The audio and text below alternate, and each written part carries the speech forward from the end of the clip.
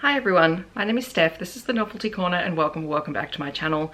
This video, I don't know when it's going live. It will be in January at some point, but I'm actually filming it on the 30th of December. So hi from the past and welcome. If you are at all unfamiliar with a series that I did last year, which was a series of tri-chapter videos, I think I'd completed 13 of them across the entire year. One of my goals in 2026 is to go back to the list of books that I have not yet read but said I was going to from those videos. And I think I have a list of about 26 or 27, which, you know, that's kind of nice given that we're in 2026. And if you'd like to know what all of those books are and, you know, what I tried the chapters of, what I DNF'd, what I read, what I, you know, have kept on this list, I have an entire playlist of tri-chapter videos that I will leave linked down below. But what I have done is I've taken all of the books that I have not yet read and thrown them into a spinner wheel. It looks like this. And I am planning on doing a series of videos this year where basically I alternate each month doing a tri-chapter and doing one of these spinner wheels, where I'm going to try and read down as many of these tri-chapter books as I possibly can. So the way that I'm planning on doing this is filming a series of reading vlogs where I spin the wheel to read these books. I will then have the choice. I'm going to start reading them and I have the choice to either continue reading it or DNFing the book. Each video is going to feature about 5 of these books, hopefully. My one caveat is that if I find a 5-star book before I hit the 5 books in the vlog, I get to finish the vlog at that point. Finish on a high note, that kind of thing. But otherwise it will be trying to read through 5 of those books, and the 5 books include DNFs and things that I finish. So today we're going to start the first one because I don't really have any reading plans for today. I have reading plans for the last day of the year but not for today, and I thought, why not? Let's dive into starting this and getting a little bit of a head start into the new year. Alrighty, so we're going to spin the wheel. To be fair, I did crit this wheel a little while ago.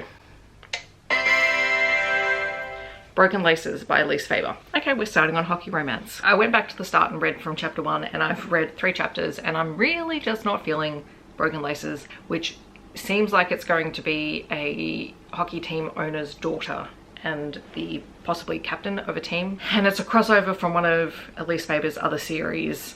And so I think we're just going to call it on that one. From memory, I think this was another one that I said that I wanted to give it at least another chapter or 2 and see how I felt. So that kind of makes sense, which means we get to spin the wheel again. Too much light, but we'll survive. Nice Catching You. Now this is another hockey romance, except I think this is a queer one. So let's give it a shot. I am also DNFing Nice Catching You at 10%. There's something about the way the characters are interacting, the dialogue and whatnot, that's just not working for me. It is a queer college hockey romance between the team captain of a college hockey team and a guy that he meets on a bus. So you have Jacob and Nick. One doesn't play sports at all, he's studying law, and they end up in a forced proximity situation when their bus has an accident and they have to, and everyone on the bus, and it's a college trip, and everyone on the bus has to stay an extra night in a motel before the bus can go back on the road. Again, not feeling it. So we're gonna try again. But again, like this, the whole idea of this is to whittle down this list as well. So, I mean, in that sense, it's working. What's gonna be next?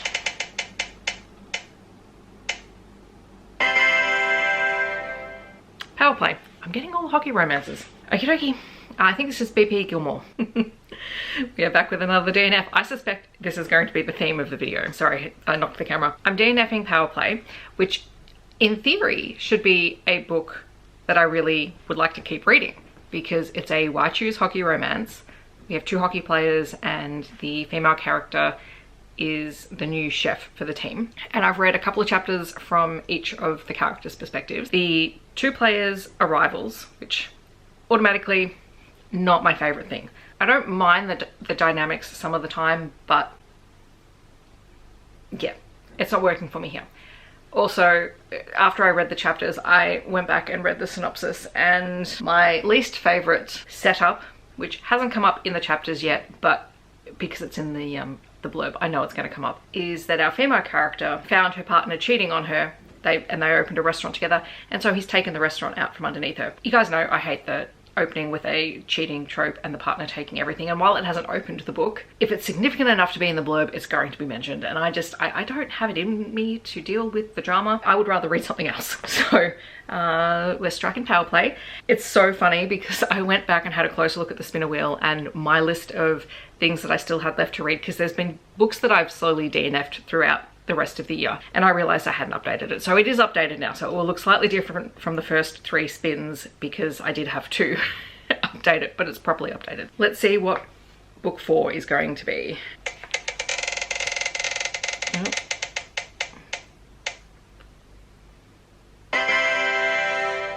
I can't even see that. Editing Steph.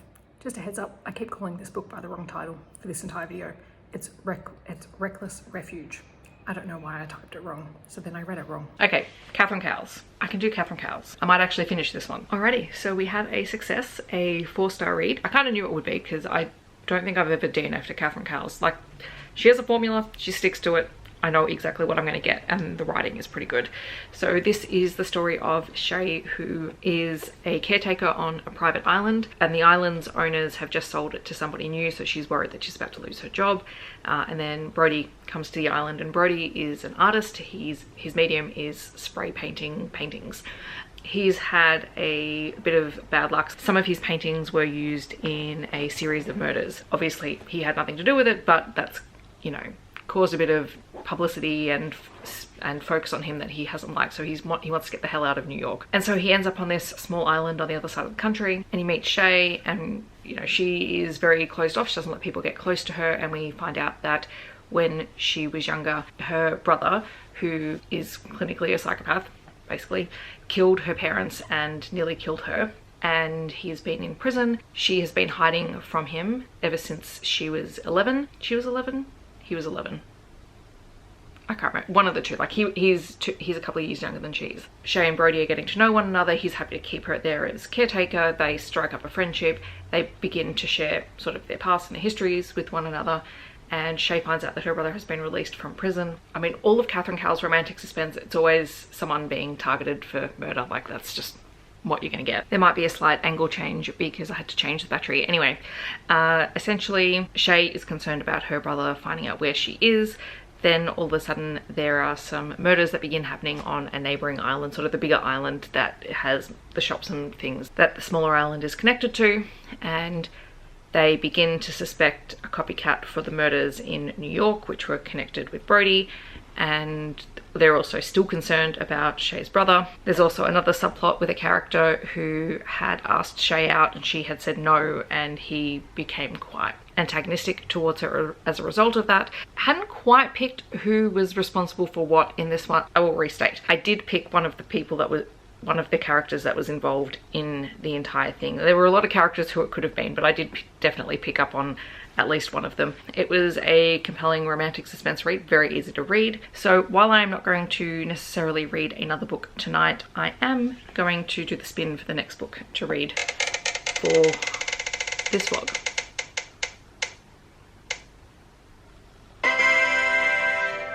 Oh, this is a queer superhero romance, I think. And actually it's quite good that this one came up because I also have it's the first book in a series, and another book I have in here is the first book of a spin-off series of this one, so I'm glad that we're gonna jump into this series first. It's not Infatuated Heart. I don't know why I've written it down like that. It's Infamous Heart.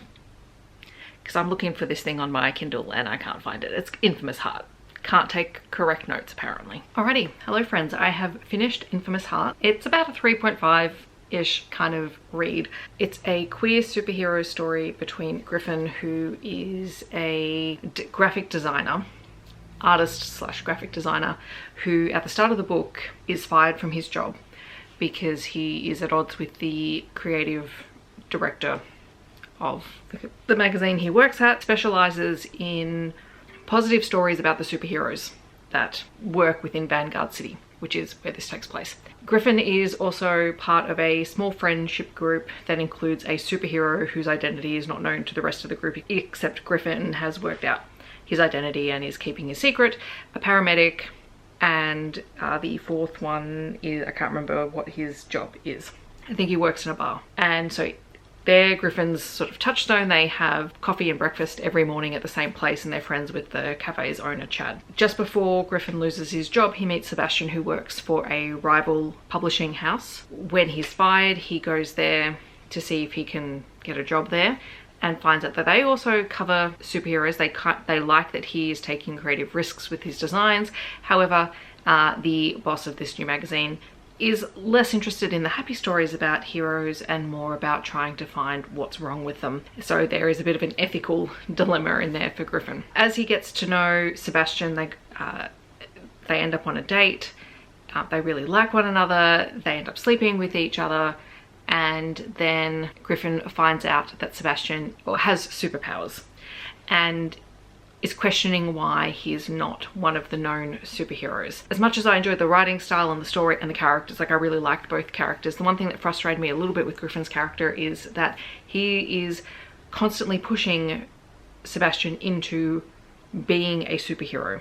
I think that's kind of a really privileged place to be. Like, Sebastian himself is in a privileged place. He has money, he is very comfortable with his life, he has made something of his life, he's come out of a rough neighborhood, but he himself is not ready to be a superhero, and Griffin keeps pushing that, and that's the source of one of their biggest arguments that they have, or the biggest argument that they have in the book. And I don't know if that quite sits right with me, because ideally you would think if people have the ability to help other people that they would do that, but I also don't feel it's right to then also push people into doing that, because then are they doing it for the right reasons, etc. So I mean, it all works out in the end. That little part, you'd probably need a little bit longer to unpack it than what was in the book, because the book itself is under 300 pages long. But aside from that, I really enjoyed the story. I've read one other story in the Heroes of Vanguard world. It's either book 3 or book 4, I can't remember, and it's a polyam queer story. But yeah, this is the first one, so I've gone back to the beginning, and I will be hopefully continuing the series throughout the year. Alrighty, even though we didn't get any 5 stars, we did get to 5 books, so 3 DNFs and 2 read, and I think that is an excellent start to this little challenge. All of these books have been removed from the spinner wheel, so hopefully in March, when I come back to do another one of these, we'll be as successful in removing 5 more books from my TBR. We can only hope. In the comments, I'd love to know if you read any of these books, or are you planning on picking any of them up? Otherwise, feel free to leave me the boat emoji. I hope that wherever you are in the world, you're staying safe and healthy, and I will see you in my next video. Thanks so much for watching. Bye everyone.